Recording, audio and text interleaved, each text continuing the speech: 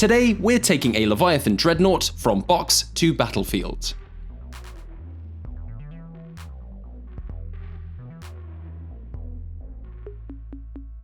Welcome to Hobby with Ollie, my name is Ollie, and this is my hobby. In this series, I take a model all the way from its box to a painted state that's ready to get into a scrap on the tabletop. Today we'll be taking things a little easy and doing a little bit of a chat as we go over this lovely model. Now first up is unboxing. So inside of the box you get a large base for your Leviathan, 4 sprues including all the weapons options, some useless transfers for legions that don't drink blood, and the ever-important build guide.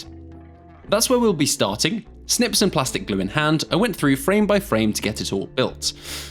I opted for the Cyclonic Melter Lance, which is an awesome name, the Storm Cannon, which is still a pretty cool name, a Phosphex discharger on the top, and 2 belly-mounted Volkite calivers. While building, I also opted to make use of sprue goo, a concoction of leftover plastic glue and sprues to get rid of large mold lines or seams.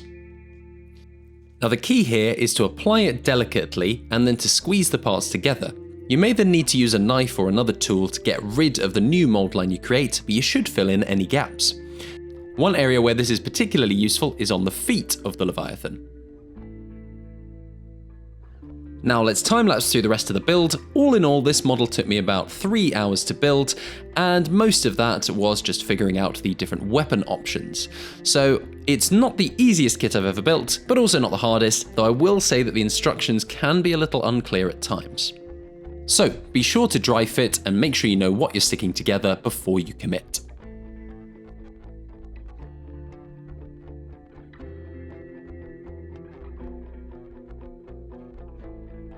With my build option selected, it was off to the incredibly high-tech spray booth, which consists of an old cardboard box and a few pieces of tape. I started with a black primer, making sure to cover everything with an even layer. I next sprayed all the silver parts with Vallejo gunmetal, not being too neat at this stage.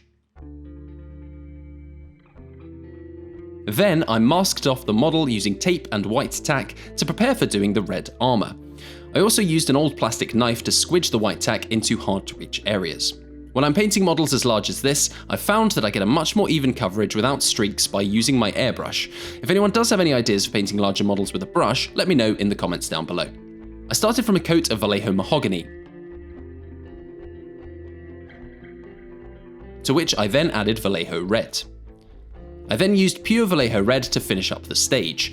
Make sure to leave plenty of time to dry between stages and to keep applying layers of red to the brightest, most upward-facing areas of the model.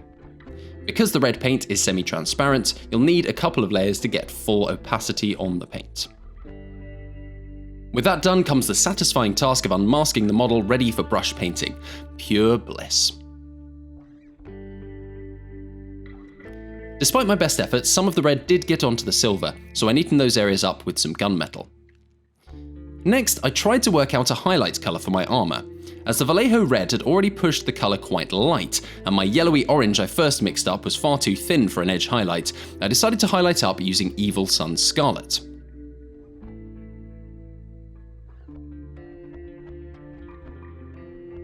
This paint has good opacity for edge highlights even when thinned down, so I applied this to all the red panels. I also came in with a watered down dark brown for a recess shade.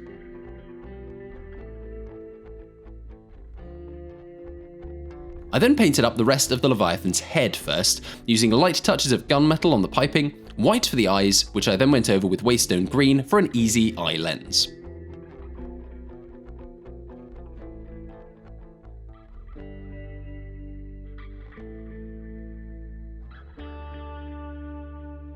For the metal areas on the rest of the model, I used washes to quickly get to a grimy metal effect.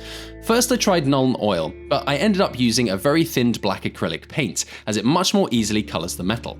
I then came in selectively with Agrax Earthshade on things like vents and air intakes, and anywhere where grime may accumulate.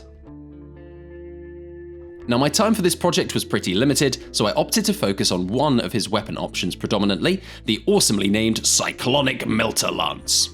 I painted the casing of the gun with black, and the melter areas with white. Over this, I layered Moot Green.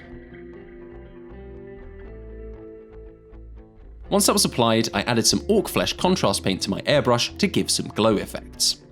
Now I actually ended up going back over a lot of these steps a bit later. I think it may be advantageous to use a white dry brush before applying the airbrush paint for a better effect, so give it a try and let me know how you get on in the comments below.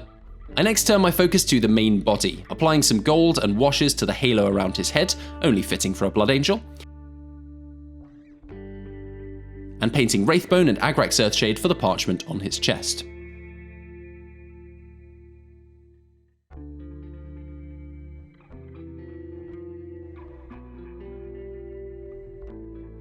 Now a little bit of a new effect for me, I next used a micro pen to inscribe Baal onto the scroll, and moved on to a second attempt at lighting effects with the little lights around his face. I started with a base coat of Wraithbone over the lights and surrounding areas. I then airbrushed yellow, focusing on the centre of the lights, but allowing a little bit of overspray.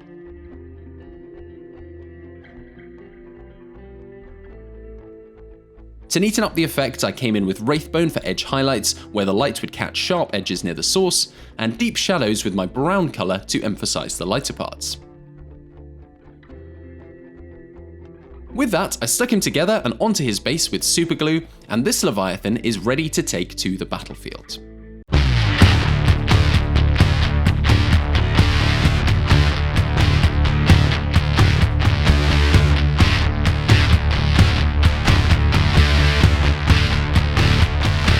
Thanks so much for watching this episode. I had quite a lot on this week, so thanks for sticking around all the way to the end.